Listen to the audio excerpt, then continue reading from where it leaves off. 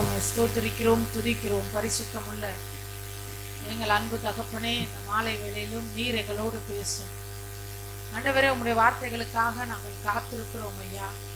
மனுஷன் அப்பத்தினால மாத்திரமல்ல, தேவனுடைய வாயிலிருந்து வருகிற ஒவ்வொரு வார்த்தையினாலும் பிழைப்பான் என்று சொன்னீரே ஆண்டவரே. அந்த வார்த்தையினால் இந்த மாலை வேளையில எங்கள் ஆத்துமாக்கள் பிழைக்கற்று ராஜா. அதற்கு விரோதமாக எழும்புகிற எல்லா எதிர் வல்லமைகள் இயேசுவின் நாமத்தில் கட்டப்படுவதாக. இயேசுவின் நாமத்தில் பிதாவே, ஆமென். அல்லேலூயா. கரங்களை தட்டி கர்த்தருடைய வார்த்தையை நாம் வரவேற்போம். இன்னைக்கு காலையில ஓலையூர்ல ஒரு காரியத்தை குறித்து நம்ம தேவைச்சு. என்னன்னா, சீஷர்கள் ஏன் கர்த்தரை விட்டு பின்வாங்கி போகிறார்கள்? அல்லேலூயா. விசுவாசிகள் அப்படிங்கிறத விட ஒரு படி மேலதான் சீஷர்கள். விசுவாசிகள் அப்படின்னா இயேசுவே ஆண்டவர் அப்படின்னு சொல்லி ஆண்டவரை ஏற்றுக்கொண்டு அவருடைய வழிகளில் நடக்க முன் வருகிறவர்கள் விசுவாசிகள். சீஷர்கள்னா அவர் தான் அப்படின்னு வந்தவங்க. இயேசுதான் தன்னைத்தான் வெறுத்தவர்கள், தன்னையே வெறுத்தவர்கள், தன்னுடைய சுயத்தை வெறுத்தவர்கள், சிலுவையை எடுத்துக்கொண்டு ஒவ்வொரு நாளும் இயேசுவை பின்பற்றுகிறவர்கள். அப்படிப்பட்ட சீஷர்கள் எதனால பின்வாங்கி போகிறார்கள் அப்படின்னு சொல்லி ஒரு சில காரியங்களை பார்த்தோம். முதலாவது என்ன பார்த்தோம்னா, ஆரோக்கியமான உபதேசங்களை கேட்க மனதில்லாமல் பின்வாங்கினார்கள். நான் வசனத்தெல்லாம் சொல்லல, அந்த காரியங்களை மட்டும் சொல்லிட்டு தொடர்ச்சியா நம்ம இப்ப நடந்து போறோம். ஆரோக்கியமான உபதேசத்தை கேட்க என்ன செய்யல, பிடிக்கல. யோவான் 6:66 சொல்லப்பட்டிருக்கு. அது முதல் அவருடைய சீஷர்கள் அவரோடு கூட என்ன செய்யல, நடக்கல. இயேசு கிறிஸ்துவினுடைய சீஷர்கள், அவருக்கு பின் சென்றவர்கள். அது முதல், எது முதல்? திருவிருந்து பந்தியை குறித்து அவர் பேசுறார். அது இப்படி அப்படின்னு சொல்லி உடனே ஓவரா பண்றாருன்னு என்ன பண்ணிட்டாங்க, அவரை விட்டு பின்வாங்கி போகிறார். இன்னும் ஒரு சிலர் பார்த்தீங்கன்னா, மிகுந்த ஆஸ்தி உள்ளவர்கள், ஆஸ்தியின் மேல் நம்பிக்கை வைக்கிறவர்கள் என்ன பண்ணிட்டாங்க, அவரோடு கூட நடக்க முடியல. இந்த படகுல ஒரு கால், அந்த படகுல ஒரு கால் என்ன செய்ய முடியாது, வைக்க முடியாது. இயேசுன்ற படகுல போகும்போது ஆஸ்தின்ற படகு பின்னாடி வரும். ஆஸ்தின்ற படகு என்ன செய்யும், பின்னாடி வரும். அவரை நம்புகிறவர்கள் ஒருத்தருடைய கூடையும் வெறுமையா ஆண்டவர் என்ன செய்ய மாட்டாரு, விட மாட்டார். ஆனா அந்த ஆஸ்தின்ற படகுல ஒரு காலையும் இயேசுன்ற படகுல ஒரு காலையும் வைக்கும் போது எதுவுமே என்ன செய்யாது நமக்கு. அப்ப ஆஸ்தியை நம்பினவர்கள் என்ன செய்யப்பட்ட பண்ணாங்களாம், பின்வாங்கி போனார்கள். அடுத்தது பார்த்தீங்கன்னா, சோர்வு விடாய்த்து போனவர்கள். தாவீதோட 600 பேர் கிளம்பி போறாங்க. எதுக்கு போனாங்க? தான் இழந்து கொண்ட எல்லாவற்றையும், இழந்து போன எல்லாவற்றையும் மறுபடியும் மீட்டு கொள்ளணும்னு 600 பேர் புறப்படுறாங்க. 600 பேருக்கும் ஒரே விதமான பிரச்சனை, வேற வேற இல்லை. நம்ம எல்லாத்தையும் கேட்டோம்னா உங்களுக்கு என்னங்க பிரச்சனைனா ஒவ்வொருத்தரும் ஒன்று ஒன்று சொல்லுவாங்க. எனக்கு ஆஃபீஸில் பிரச்சனை, எனக்கு குடும்பத்தில் பிரச்சனை, எனக்கு பண பிரச்சனை, எனக்கு உடம்புல பிரச்சனை, எனக்கு மனதளவில் பிரச்சனை. ஒவ்வொருத்தரும் ஒன்று ஒன்று சொல்லலாம். ஆனால் அந்த 600 பேரை கேட்டால் 600 பேருக்கு ஒரே பிரச்சனை. என்ன பிரச்சனை அப்படின்னா, 600 பேருடைய குடும்பம், ஆஸ்தி எல்லாத்தையும் அமலேக்கியர் என்ன செஞ்சுட்டாங்க, கொள்ளையடிச்சிட்டு போயிட்டாங்க. 600 பேருடைய வீட்டையும் சுட்டரித்து போட்டாங்க. அவ்வளவு பேரும் 600 பேர் இல்ல, அதிகமான பேர். இதுல புறப்பட்டு போறவங்க எவ்வளவு பேரு, 600 பேர். 600 பேர் போகும்போது 200 பேர் மட்டும் என்ன ஆயிட்டாங்க, டிப்ரெஷன் ஆயிட்டாங்க. அது எப்படிங்க, அந்த 400 பேர் டிப்ரெஷன் ஆகல, இவங்க மட்டும் எப்படி டிப்ரெஷன் ஆனாங்க? அப்ப இவங்க இந்த 200 பேரு பிரச்சனையை பெருசா பார்த்தாங்க. அந்த 400 பேரு ஆண்டவர் நீ போ, சகலத்தையும் திருப்பிக் கொள்வாய்னு சொன்னாரு, அவர் நமக்கு உதவி செய்வார்னு போனாங்க. அல்லேலூயா. அப்ப பின்வாங்கி அவரோடு கூட நடக்க முடியாம பின்வாங்கி போறதுக்கு காரணம் என்னன்னா, என் பிரச்சனை தான் பெருசுன்னு நினைக்கிறது. இயேசு பெருசுன்றதை விட ஒரு பிரச்சனையில இருக்கிறவங்க சொல்லுவாங்க, சோர்ந்து போய் இப்ப எப்படி இருக்குதுங்க அப்படின்ட்டு. அப்படியாங்க, கவலைப்படாதீங்க, அந்த சிஸ்டர் கூட அப்படிதான் இருந்துச்சு, அவங்களுக்கு அப்படி இல்லைங்க, எனக்கு தாங்க பெருசு, ஆமா உங்களுக்கு தான் பெருசுன்னு விட்டுருவாங்க. அப்படின்னா என்ன செஞ்சிருவாங்க, விட்டுருவாங்க. இல்லைங்க உங்களுக்கு பெருசு இல்லைங்க, அது ஒண்ணுமே இல்லைங்க, பிரச்சனை ஆண்டவர் தாங்க பெரியவர் அப்படின்னா ஒத்துக்கவே மாட்டாங்க. அப்ப இந்த 200 பேரு என்ன செஞ்சாங்கன்னா உட்காந்துக்கிட்டாங்க. பேசோர் ஆற்றை கடக்க மாட்டாமல் என்ன பண்ணிட்டாங்க, உட்கார்ந்துட்டாங்க. அதுக்கப்புறம் பின்வாங்கி போனது எதுக்காக? மந்தையின் நடுவிலே இருந்தவர்கள் பின்வாங்கி போனார்கள். வேலை வேலை வேலை வேலை வேலை வேலை, எப்ப பார்த்தாலும் இயேசுவுக்கு கொடுக்கிற நேரத்தை கூட வேலைக்கு கொடுக்கறது. வேலைக்கு போறது நல்லது, உழைக்கிறது நல்லது, சம்பாதிக்கிறது நல்லது, ஆஸ்தியை சேர்க்கிறது தவறல்ல. அநியாயத்தின் திரவியம் ஒன்றுக்கும் உதவாது. அநியாயமான வழியிலே சேர்க்காமல் நியாயமான வழியிலே சேர்க்கிறது ரொம்ப ரொம்ப நல்லது, அதுல தவறு இல்லை. ஆனா சேர்க்கிறதுக்காகவே வேலைக்கு போக கூடாது. வேலைக்கு எதுக்காக போறோம்? குடும்பம் நடத்துறதுக்காகவும் நம்முடைய தேவைகள் சந்திக்கப்படுறதுக்காக வேலைக்கு போறோம். அந்த தேவைகள் சந்திக்கப்பட்டது போக கொஞ்சத்தை எடுத்து என்ன செய்யணும்? சேர்த்து வைக்கணும். எதுக்குங்க வேலைக்கு போறீங்க? காசு சேர்க்கறதுக்காக வேலைக்கு போறீங்க. சேமிப்பு மட்டுமே முதலாவது. ஆஸ்தி ஆஸ்தி ஆஸ்தின்னு ஆஸ்தி மந்தையின் நடுவில் சொத்து சேர்க்கணும், வேலைக்கு போகணும், காலையில வேலைக்கு போயிட்டு திரும்பி ஓட்டி வேணும். அதெல்லாம் இங்க விளக்கமா பார்த்தோம். ஓட்டி பார்க்கறது தவறல்ல, ஓட்டி பார்க்கலாம். 10 ரூபாவோட கூட ஒரு 10 ரூபா சம்பாதிக்கிறது தவறல்ல. ஆனா இயேசுவுக்கு கொடுக்கிற நேரத்தை எடுத்து அதுக்கு கொடுக்கக்கூடாது. ஆண்டவருடைய பரலோகத்தின் கடமைகளை சரியா நிறைவேற்றிட்டு ஓட்டி பார்க்கறதுனால என்ன இல்லை, தவறல்ல. கர்த்தருக்கு கொடுக்கிற நேரத்தை கொடுத்துட்டு குடும்பத்துக்கு கொடுக்க வேண்டிய நேரத்தையும் கொடுத்துட்டு அதுக்கப்புறம் என்ன செய்யலாம்? சேமிப்புக்கு முக்கியத்துவம் கொடுக்கலாம். அப்ப யார் பின்வாங்கி போவார்கள்னா, ஆரோக்கியமான உபதேசத்தை கேட்க பிடிக்காதவங்க, ஆஸ்தியின் மேல் நம்பிக்கை வைக்கிறவர்கள், சோர்ந்து போகிறவங்க, ஏன் பிரச்சனை தான் எனக்கு பெருசுன்னு நினைக்கிறவங்க இயேசுவோட கூட நடக்க முடியாது. அடுத்தது பார்த்தீங்கன்னா யாருன்னா, மந்தையின் நடுவிலே இருக்கிறவர்கள். அப்புறம் பிரிவினை எண்ணம் உள்ளவர்கள். என்ன உள்ளவர்கள்? பிரிவினை எண்ணம். ரூபனின் பிரிவினையால் வந்த மனோ விசாரங்கள் மிகுதி. அந்த இந்த பாட்டு யார் பாடுறது, இந்த வார்த்தை யார் சொல்றதுன்னா தெபொராள் சொல்லுவாங்க. ரூபனின் பிரிவினைகளால் வந்த தெபொராள் பாருங்க, அவ்வளவு மன தைரியம் உள்ள ஒரு பெண். ஆண்டவர் வந்து பாராக்குக்கு தான் சொல்றாரு, பாராக்கே உன் கையிலே நான் என்ன செய்வேன், சிசராவை ஒப்பு கொடுப்பேன்னு சொன்னது கர்த்தர். கர்த்தர் சொல்றாரு பாராக்க பார்த்து, சிசராவை உன் கையில ஒப்பு கொடுப்பேன். ஆனா அந்த பாராக்கு சொல்றாரு தெபொராவை பார்த்து, நீ கூட வந்தாதான் நான் வருவேன்னாரு. அப்ப தெபொரா எவ்வளவு பெரிய ஆளா இருப்பாங்க பாருங்க. அவங்க இஸ்ரவேலின் நியாயாதிபதி, ஒரு போரை முன்னாடி நின்று நடத்தக்கூடிய ஒரு போர் வீராங்கனை. ஆனா அந்த பாராக் சொல்லிட்டாரு, நீ கூட வந்தா நான் போறேன். ஒரு சிலர் சொல்லுவாங்க, சிஸ்டர் அப்படியே ஒரு ப்ரேயர் பண்றோம், நீங்களும் வாங்க சிஸ்டர் அப்படின்வாங்க. கர்த்தர் உங்களை போனா நீங்க என்ன செய்யணும்? போன அதை விட்டுட்டு நீங்க வந்தாதான் நான் போவேன், ஐயோ நான் தனியா போக மாட்டேன், ஐயோ நான் தனியா போக மாட்டேன் அப்படின்னு சொல்றதுனால அந்த மேன்மை பாஸ் ஆகி போயிருக்கு. அப்ப ஆண்டவர் பாராக்க சொல்ற, நீ போன, நீ வந்தாதான் நான் போவேன்னு பாராக்க சொன்னதுனால ஆண்டவர் உடனே சொல்லுவாரு, அந்த மேன்மையை கர்த்தர் ஒரு ஸ்திரீயின் கையில் கொடுப்பார். அல்லேலூயா. யார் கையில கொடுப்பார்? ஸ்திரீயின் கையில். அப்ப பாராக்கு அந்த மேன்மை என்ன செஞ்சிருச்சு? போயிடுச்சு. சரி, எதுக்குன்னா இந்த தெபொரால் அவ்வளவு பெரிய ஒரு வீர மங்கை. அவங்க சொல்றாங்க, அப்பா எனக்கு பெரிய தலைவலிப்பா அப்படின்றாங்க. சிசரா தலைவலியா இல்ல, ரூபன் தான் தலைவலியா இருக்கா. அப்ப சொல்றாங்க ரூபனோட பிரிவினை. இவன் வந்தா நான் வர மாட்டேன், அவங்க போனா நான் வர மாட்டேன், இங்க வந்தா நான் வர மாட்டேன், அவங்கள பார்க்க மாட்டேன், வேணா பேச மாட்டேன். இந்த இது யாருக்கு துக்கமா இருக்குன்னா, கொஞ்சம் யோசிச்சு பாருங்களேன். உங்களுக்கு 2 பிள்ளைகள் இருக்காங்க, 2 பிள்ளைகளை ஒருத்தரோட ஒருத்தர் பேசுறதே கிடையாது அப்படின்னா நீங்க ரொம்ப சந்தோஷமா இருப்பீங்களா? பரவாயில்லப்பா 2 காப்பி. 2 பேரும் சேர்ந்து, 2 பிள்ளைகளும் சேர்ந்து நம்மளை கூப்பிட்டா ஒரு காப்பி. 2 பேரும் தனித்தனியா இருந்தா இவங்க வீட்டுல ஒரு காப்பி, அவங்க வீட்டுல காப்பின்னு எந்த தாய் தகப்பனாலும் சந்தோஷப்படுவாங்களா? அது அவங்களுக்கு ரொம்ப துக்கமா இருக்கு.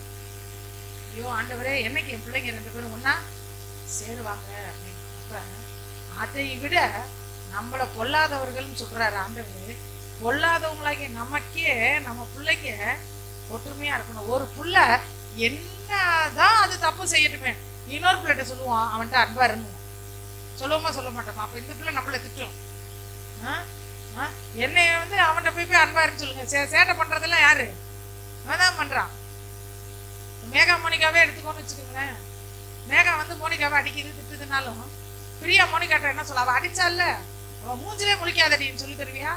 போயிட்டு போறான். அக்கா தானே, நீ அக்கா கூட சேரு. மோனிகா தப்பு செஞ்சா என்ன சொல்லுவான்?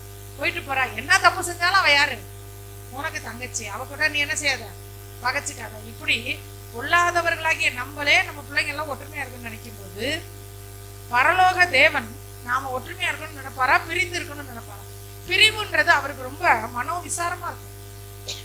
அபிஷேகம் பண்ணப்பட்ட ஒரு தேவனுடைய ஊழியக்காரங்க சொல்றாங்க, மனோ விசாரங்கள். விசாரம்னா கவலை, மனக்கவலை எனக்கு ரொம்ப இருக்கு.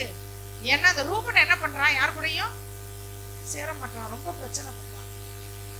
ரூபன் மேல தப்போ இல்லையோ, யார் மேல தப்போ இல்லையோ, உண்மையா பிரச்சனைனா யாரோ ஒருத்தர் மேல தப்பு இருக்கும்.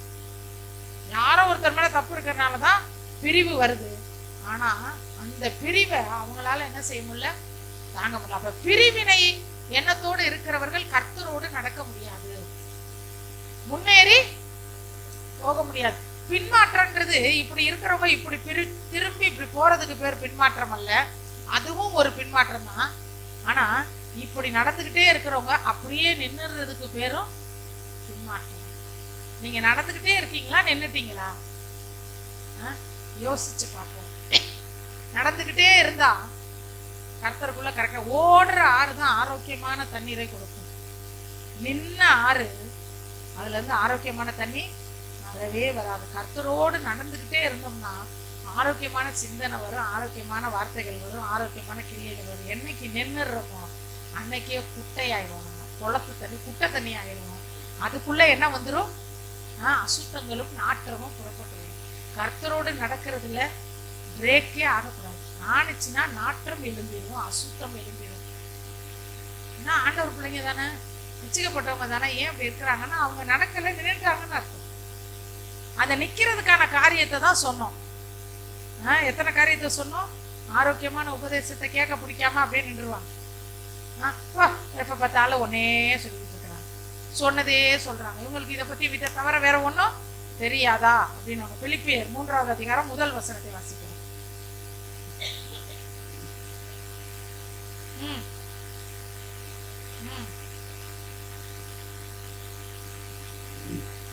எழுதுனதையே எழுதுறாரு பாருங்க அந்த பவுல். பவுல் வந்து ஒரு வேத பண்டிதர், வேத வித்துவான் அப்படின்னு சொல்லலாம். அவர் ஒரு ஸ்காலர். அவரு எழுதுனதையே ஓயாம எழுதிக்கிட்டே இருக்காரு. சொன்னதையே நம்ம கிட்ட யாராவது சொன்னதே சொன்னா என்ன சொல்லுவோம், அறுக்குறாங்க அப்படின்னு சொல்லுவோம்ல. பவுல் அந்த மாதிரி அறுக்குறாரு எழுத்துல. அப்ப சொல்றாரு, எழுதுனதையே எழுதுறது, அதை பத்தி நான் கொஞ்சம் கூட வருத்தப்படவே மாட்டேன், அது உங்களுக்கு நல்லது. அதனால அதை நான் சும்மா சும்மா என்ன செய்யறேன், எழுதிக்கிட்டே இருக்கேன். அப்ப தொடர்ந்து ஓடுவதுதான் சரியான வாழ்க்கை, முன்னேற்றமான வாழ்க்கை. அதுதான் ஜீவனை பிறப்பிக்கும். நடந்துகிட்டே இருக்கணும், இயேசுவோட நடந்துகிட்டே இருக்கணும். அப்படியே நின்றக்கூடாது. எனக்கு இது கிடைக்கல அப்படின்னு நின்றக்கூடாது, அது கிடைக்கலன்னு நின்றக்கூடாது, ஏன் இது நடந்துச்சுன்னு நின்றக்கூடாது, ஏன் இது நடக்கலன்னு நின்றக்கூடாது. போய்கிட்டே இருக்கணும். என்ன செய்யணும், நடந்துகிட்டே இருக்கும்போது அது முன்னேறி செல்கிற ஒரு வாழ்க்கை. பிலிப்பியர் 3:13 வாசிக்கிறேன். பின்னானதை மறந்து, பின்னானவைகளை, 1 2 இல்ல, எத்தனை பின்னானவைகள் அப்படின்னா நேத்து வரைக்கும் நாம் சந்தித்த தோல்வியின் அனுபவம், நாம் சந்தித்த புறக்கணிப்புகள், நாம சந்தித்த எல்லாத்தையும் மறக்கணும்ன்ற. பின்னானதை மறந்து, பின்னானவைகளை மறந்து முன்னானவைகளை நாடி. நாம எதை நாடுறோம்? நமக்கு முன்னாடி என்ன இருக்கு? கர்த்தரை எனக்கு முன்பாக வைத்திருக்கிற நம்முடைய நாட்டம் ஆண்டவரை பின்பற்றல தான் இருக்கணும். ஒரே பின்னானதை என்ன செய்யக்கூடாது. ஆண்டவர் சொல்ற ஒரு வசனம் இருக்கு, முந்தினவைகளை நினைக்க வேண்டாம், பூர்வமானவைகளை சிந்திக்க வேண்டாம், இதோ நான் புதிய காரியத்தை, புதிய நன்மை வேணும் அப்படின்னா முந்தினதை என்ன செய்யக்கூடாது, பின்னானவைகளை மறக்க முடியுமா நமக்கு? மறதின்றது நம்ம யோசிச்சு வரதா? இப்ப இந்த பைபிளை போகும்போது இங்க வச்சுட்டு போயிடணும்னு நினைச்சா வச்சுட்டு போறோம்.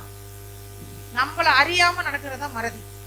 அப்ப பின்னான காரியங்களை எதெல்லாம் மறக்கணுமோ ஆண்டவரே என்ன அறியாம நான் மறக்க செய்யுங்க ஆண்டவரே கேட்கணும். அல்லேலூயா. அதை நினைப்புல அதை மறுபடியும் நினைப்புப்படுத்திக்கிட்டே என்ன செய்யக்கூடாது, இருக்கக்கூடாது. உங்களுக்கு தெரியுமா, நாங்க முத கல்யாணம் பண்ணிட்டு நாங்க அவங்க வீட்டுக்கு போனப்ப அவங்க எங்களுக்கு ஒரு காப்பி கூட கொடுக்கல, அவங்களுக்கு தெரியுமா அப்படின்னு மருமகள்கிட்ட சொல்லிட்டு இருக்கோம். கல்யாணம் பண்ணி குழந்தையும் பெற்று அது வளர்ந்து அதுக்கு கல்யாணம் பண்ணி அதோட மனைவிட்ட உங்களுக்கு தெரியுமா, நாங்களும் எங்க வீட்டுக்காரர் முத கல்யாணம் பண்ணிட்டு போனப்ப எங்களுக்கு காப்பி கூட கொடுக்காம அனுப்பி விட்டாங்க, பச்சை தண்ணி கூட கொடுக்காம அனுப்பிட்டாங்கன்னு அடுத்த தலைமுறைகளுக்கு அதை காத்து சொல்லுகிறவர்கள் இருக்கிறார்கள். அப்படிப்பட்டவங்க கிறிஸ்துவோடு என்ன செய்ய முடியாது, நடக்க பின்னானதை மறந்துடணும். அவங்க பச்சை தண்ணி கொடுத்தா இப்ப நமக்கு என்ன ஆச்சு, காப்பி கொடுத்தா என்ன ஆச்சு, கொடுக்காததுனால நல்லதுன்னு நினைச்சுக்கணும். நம்மை மறந்தவர்களுக்காக கர்த்தருக்கு நன்றி சொல்லணும். ஏன்னா யோசேப்பை பானபாத்திரக்காரன் மறந்ததுனால்தான் யோசேப்பு ஆசீர்வதிக்கப்பட்டார். பானபாத்திரக்காரன் மட்டும் கொஞ்சம் யோசேப்பு மேல சிந்தனை வச்சிருந்தாருன்னா யோசேப்பு கேர் ஆஃப் பிளாட்ஃபார்மா இருப்பாரு. அவர் ஒரு பிரதம மந்திரி ஸ்தானத்துக்கு வரணுன்றதுக்காக பானபாத்திரக்காரனை கர்த்தர் மறக்க செய்தார். அதனால மறந்தது, போனது வந்தது, கூப்பிடல கொல்லல வைக்கல, அவங்க வரல, நானும் மறக்க மாட்டேன், நானும் அப்படின்னு வச்சுக்கோ. பின்னானதை என்ன செய்யணும், மறந்து முன்னானவைகளை, பின்னானதை மறந்தாதான் முன்னாடி ஸ்டெப் எடுத்து வைக்க முடியும்.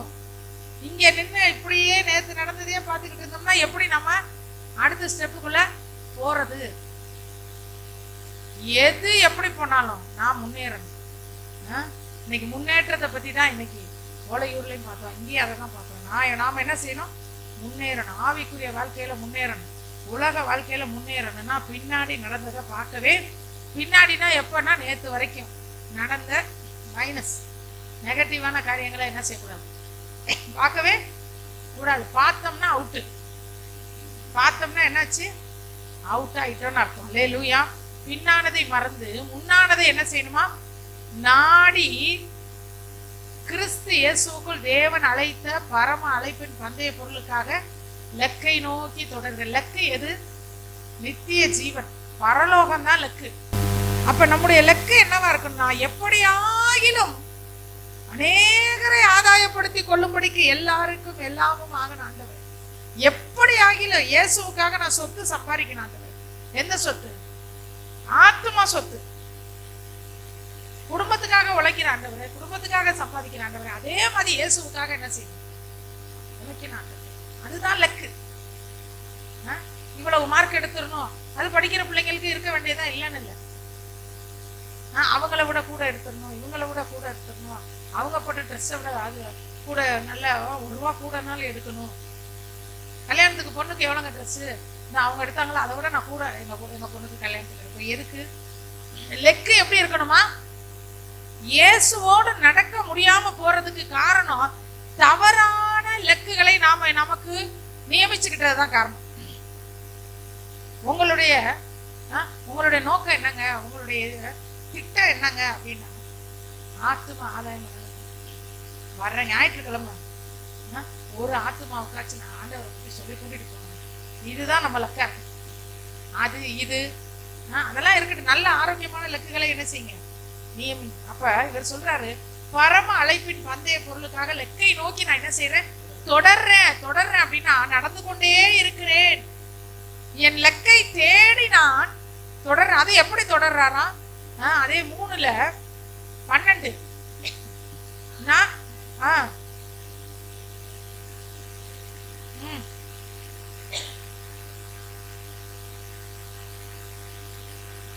ஆசையாய் தொடர்கிறேன்.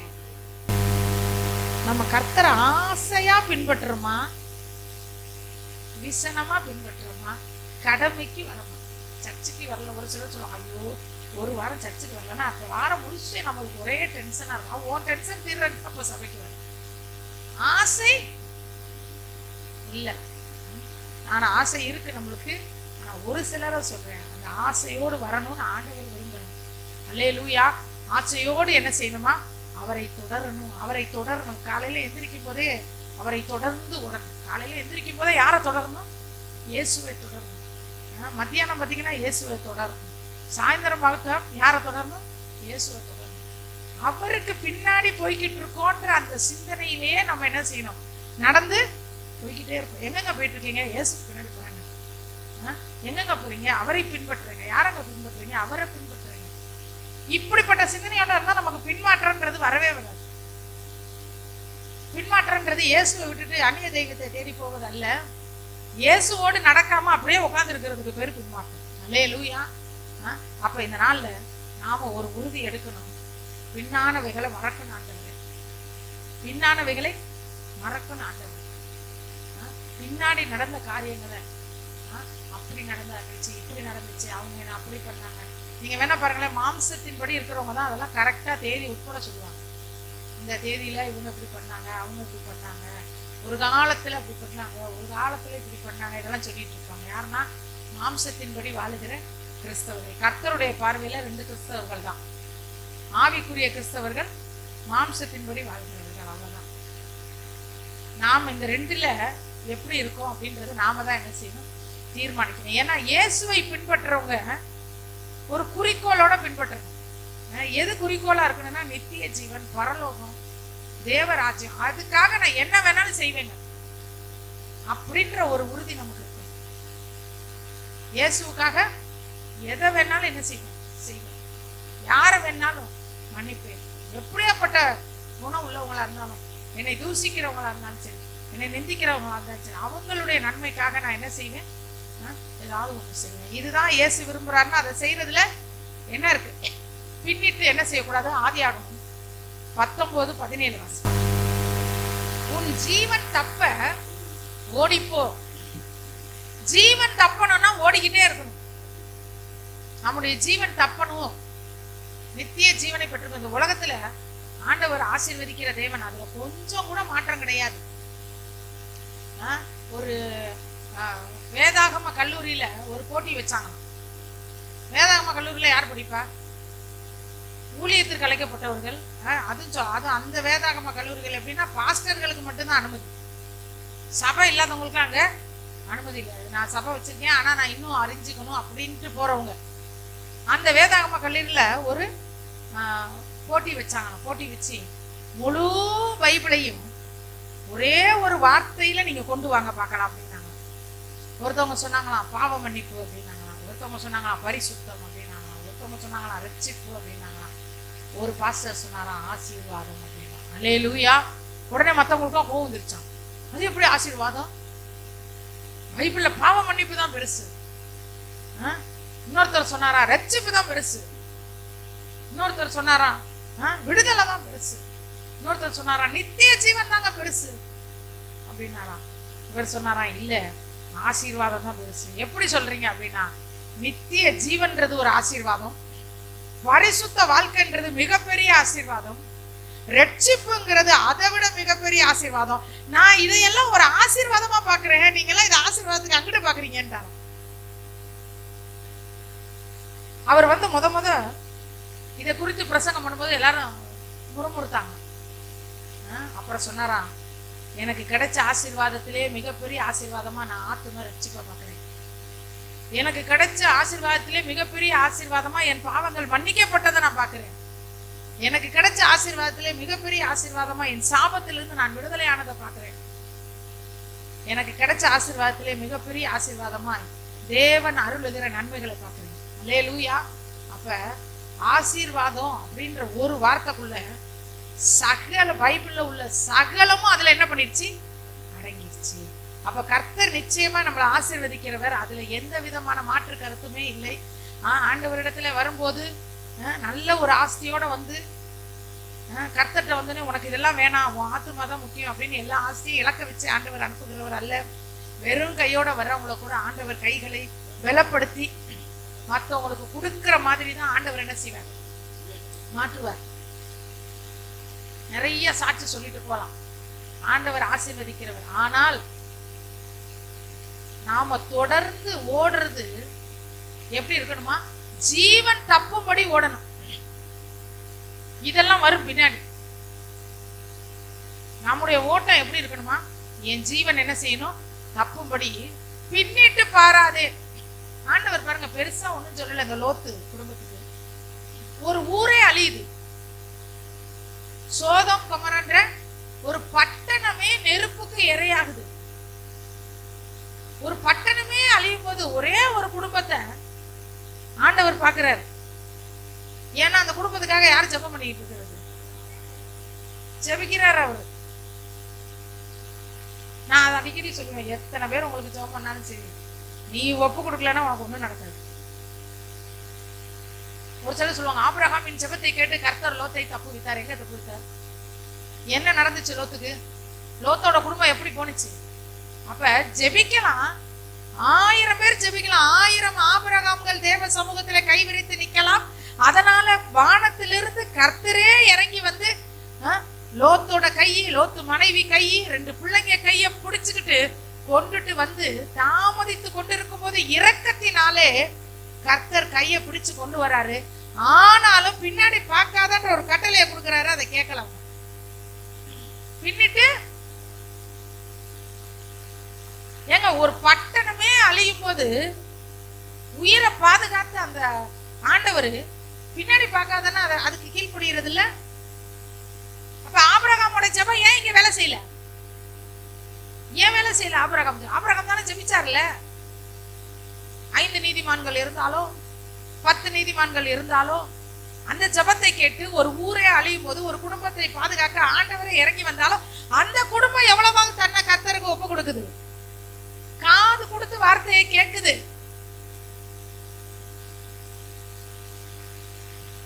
மத்தவங்க ஜெபத்தை சார்ந்து இருக்க கூடாது. ஜெபிக்கிறது நல்லது, நான் வேணான்னு சொல்லல. ஆபிரகாமை போல நாம திறப்பிலே கண்டிப்பா நிக்கணும். தேவ கோபத்தை ஆற்றும்படி மோசையை போல நிக்கணும். அதனால ஆண்டவர் வாய்ப்புகளை ஏற்படுத்தி தருவார் தப்பிக்கிறதற்கு. அந்த வாய்ப்புகளை பயன்படுத்த வேண்டிய வேலை அவங்க வேலை தான். இல்லைன்னா ஆபிரகாமுடைய ஜெபம் செல்லாத காசாய் போயிருச்சு. அதனால நம்ம வெறும் ஜெபம் மட்டும் பண்ணக்கூடாது, ஜெபத்தோட சொல்லணும், நான் உனக்கு ஜெபம் பண்றேன், ஆண்டவர் என் ஜெபத்தை கேட்டு உனக்கு வாய்ப்புகளை ஏற்படுத்தி தருவார். வாய்ப்புகளை பயன்படுத்தி நீ கர்த்தரை பிடிச்சுக்கிட்டா தப்பிச்சுக்குவ. வாய்ப்புகளை பயன்படுத்தலன்னா சோதம் கொமோரால இருந்து அந்த அழிவிலிருந்து பாதுகாக்கப்பட்டார்கள். ஆனால் அந்த பாவம் அவர்களுக்குள்ள ஆண்டு கொண்டது. அல்லேலூயா. கொஞ்சம் யோசிச்சு பாருங்க. நமக்காக ஒருத்தர் ஜெபிச்சிருப்பாங்க கண்டிப்பா. அதனாலதான் நம்ம என்ன செஞ்சிருக்கோம், இன்னைக்கு வந்திருக்கோம். நமக்காக ஒருத்தர் வேண்டி இருப்பாங்க, நம்ம ஆண்டவர்கிட்ட வந்தோம். ஆண்டவர் நமக்கு சொன்ன அந்த உபதேசத்துக்கு நம்ம கொஞ்சமாவது என்ன செஞ்சோம், ஒரு கட்டுகளவாச்சு நம்ம கீழ்ப்படிஞ்சிருப்போம், இருதயத்தை திறந்து கொடுத்துருப்போம். அதனாலதான் இன்னைக்கு நம்ம என்ன செய்யறோம், இந்த இடத்துல தேவ பிரசனத்துல உட்காந்துருப்போம். நான் கீழ்ப்படிய மாட்டேன், அப்படியேதான் இருப்பேன் அப்படின்னா அந்த ஜெபம் இங்க ஒண்ணுமே வேலை செய்யாம போயிடுச்சு. பின்னிட்டு பாராதேன்னு சொன்னார். பின்னாடி பார்க்காத, பின்னானவைகளை மறந்துரு.